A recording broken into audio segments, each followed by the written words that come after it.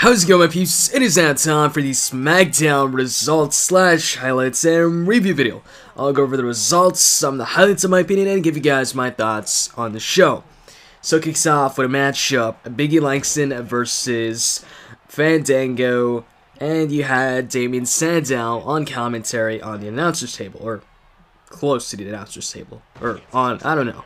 He was commentating. So it's a pretty quick matchup. Fandango did get some offense in. He took down E Langston like 2 or 3 times or something like that. But in the end, E Langston reigned supreme. He had a big ending for the victory. After the match, Damien Sandow goes in the ring, and it looks like he's about to attack Big E, but Big E sees him coming in the ring. So Damien Sandow just stares down E Langston. They're face to face. Big E holds up the championship, and that's it. Following that, you have Randy coming out for a promo. He pretty much hypes up the matchup at TLC. They show a replay of what happened on Raw where John Cena put him through the table. And Randy goes over again how he's the greatest superstar of not only this, but any generation or every generation. And he also says at some point that he doesn't like anybody. He's not one of the most likable guys. And he doesn't like any superstars in the back. He doesn't like the crowd. But he does like Stephanie McMahon and Triple H. And he appreciates what they've done for him. But he also says that, you know, he's taken what they've done for him for granted at times. So he wants to apologize for that. And right when he does that, well actually like a couple seconds afterwards, Daniel Bryan's music hits. He comes down the ring and he says pretty much that just because the Wyatt family has targeted him and he's been busy with the Wyatts, that he hasn't forgotten about Randy and, you know, the championship and how he lost the championship. And he brings up how pretty much Randy's never been Daniel Bryan, you know, clean without like some sort of interference or something like that. So he challenges Randy, or actually before that, he says that after TLC, whether Randy or John Cena win, they're going to see Daniel Bryan in front of the line waiting for a championship opportunity. But he says, hey, since we're both here right now, and he's right in front of the face of the company, he feels like putting a knee to that face. And then he challenges Randy to a matchup on SmackDown tonight. Randy declines, he says no, but then Daniel Bryan asks the crowd if they want to see it, and of course they chant yes, yes, yes, along with Daniel Bryan. Randy doesn't like that. He gets out of the ring, Daniel Bryan's music hits, and that was it for that segment. Following that, it was a tag team matchup, Cody and Goldust versus Ryback and Curtis Axel. The match ends when Cody Rhodes hits the top rope moonsault on Curtis Axel, and then goes for the cover. Ryback tries to interfere, or actually breaks the pinfall, and then Goldust clotheslines Ryback out of the ring. They both get out of the ring, and then once they're both on the outside, Cody sneaks out of the ring, or just goes out of the ring, and Ryback doesn't see him getting out of the ring. Cody then jumps on the announcer's table, hits the disaster kick on Ryback, and then he goes back in the ring, and as soon as he gets back in the ring, Curtis Axel rolls him up, 1, 2, 3, wins the match. So Ryback and Curtis Axel get a victory, an untitled victory over the tag team champions. After that, you have Bad News Barrett, once again delivering some bad news, calling the crowd cowards, this and that. And after that, Del Rio comes out for a matchup against Kofi Kingston, and Del Rio looks all mad. And they show the replay of Sin Cara beating Del Rio. And Kofi Kingston comes out, you know, he does the usual pose on the turnbuckle. But Del Rio attacks him, so Kofi falls down from the top turnbuckle. Del Rio throws him on the barricade, he gets him back in the ring, super kicks him, locks down the cross arm breaker, and then finally lets go and just leaves, and the match really never starts. And following that, you have the Shield cutting a promo on who's going to face CM Punk tonight, since only one member of the Shield will be taking on Punk on SmackDown tonight.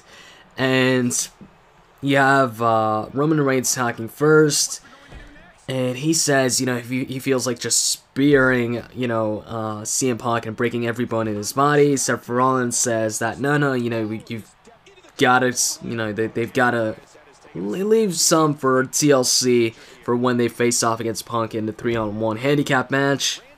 And then Roman Reigns says something along the lines that whoever faces Punk tonight has to be, you know, ruthless. He has to be the baddest member of the Shield, this and that. And then Dean Ambrose says, oh, well, that means, you know, that's me. So Dean Ambrose then leaves and prepares for the matchup. Roman Reigns kind of give him a look like, what? I wasn't talking about you. But, yeah, so it's Dean Ambrose versus CM Punk 1-on-1. They have a pretty good matchup where at some points you had Dean Ambrose mocking Punk, saying, oh, he's the best in the world, while, you know, jumping over the top turnbuckle, also trying to do the top rope elbow, but missing. In the end, Dean Ambrose attempted his finisher twice, the headlock driver, but both times CM Punk either countered or pushed him away. The second time around, CM Punk just kicked him in the head, followed that up with the go to sleep, and won the matchup. And after that, he had Rey Mysterio getting interviewed by Renee Young, who asked him about the title unification match at TLC and how it would feel winning both the World Heavyweight Championship and the WWE Championship. Before Rey could talk too much, or, you know, he says a few words, and then Zeb Colter and Real Americans interrupt him, and pretty much they challenge him to a tag team matchup and tell Rey to find a partner. So after that, it is Natalya versus Tamina, and it wasn't as short as the previous match they had. I remember they had a matchup, I think, on SmackDown a couple weeks back, and that match was like 2 minutes long max. Or, I don't even know if it was 2 minutes, but it was a really short matchup. This was a bit longer, I don't know, maybe 4 minutes or so, maybe 3 minutes. Not sure, but, you know, it was longer. And Natalya won the matchup after Tamina went for the top rope splash, or the Superfly splash, and Natalya just rolled out the way, covered Tamina, and won the match. And after that, it was time for the tag team match. It was the Real Americans versus Rey Mysterio and his partner, which ended up being the Big Show. And for most of the matchup, the Real Americans, you know, were targeting Rey Mysterio, and he was trying to get the tag to the Big Show, which he eventually does. Big Show then gets in the ring, starts cleaning house. Rey Mysterio even gets in to hit a 619 on Jack Swagger. Big Show hits a chokeslam on Antonio Cesaro. He then tags in Rey Mysterio. Rey Mysterio does the whole thing where I guess Big Show grabs his hand, and Rey Mysterio climbs on top of the Big Show, and then jumps from the Big Show's shoulders onto Antonio Cesaro, hits a splash. 1, 2, 3, Big Show and Rey Mysterio win the match. After that, they show a hype-up video, hyping up the match at TLC for both championships. And then you also have Bad News Barrett once again, delivering some bad news, saying that, hey, yeah, good news is at TLC there's going to be one champion, the champion of champions. But that champion's going to have, you know, target on his back. He's going to have people setting up traps for him, this and that. That is the bad news. And after that, it was time for the main event, which was Daniel Bryan versus Randy Orton. And this was a good matchup, too. It definitely wasn't, like, you know, long matchup like their pay-per-view matches. It was maybe 9 minutes, I think. I don't think it was any longer than that.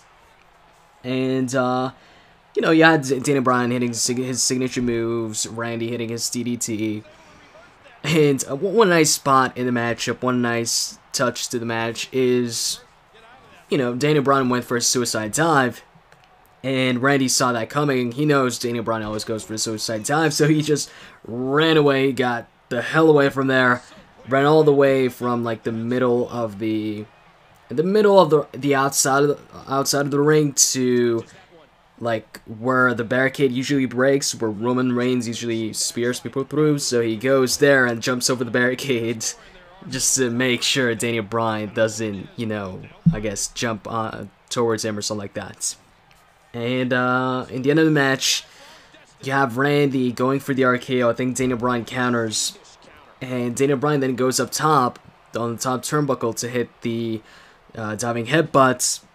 But then the Wyatts sign or whatever flashes on screen, and then lights go off. Once they come back on, you see Eric and Luke Harper like at ringside staring at Daniel Bryan. Daniel Bryan gets off the top turnbuckle, looks at them. Because of distraction, Randy gets up. He pushes Daniel Bryan towards the rope. Daniel Bryan, you know, comes back, and Randy hits him with the RKO, covers him, wins the match. and then he just poses with the championship, gets out of the ring, walks up the ramp, gets out of there, and Daniel Bryan's still in the ring. Eric and Luke don't attack him, they just stay there looking at him, and then Bray Wyatt appears on a Titantron, cutting another promo, pretty much telling Daniel Bryan to join them. He tells him at TLC he'll find out, you know, what he truly is, and he ends it by saying, "Join us."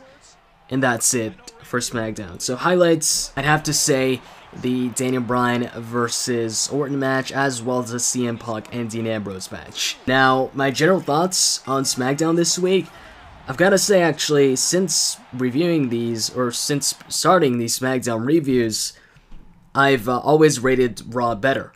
This, you know, the same week, the week where, well, every week you've got Raw and SmackDown, I would usually rate Raw better than SmackDown. This week, though, I feel as if SmackDown might have been a bit better than Raw, actually.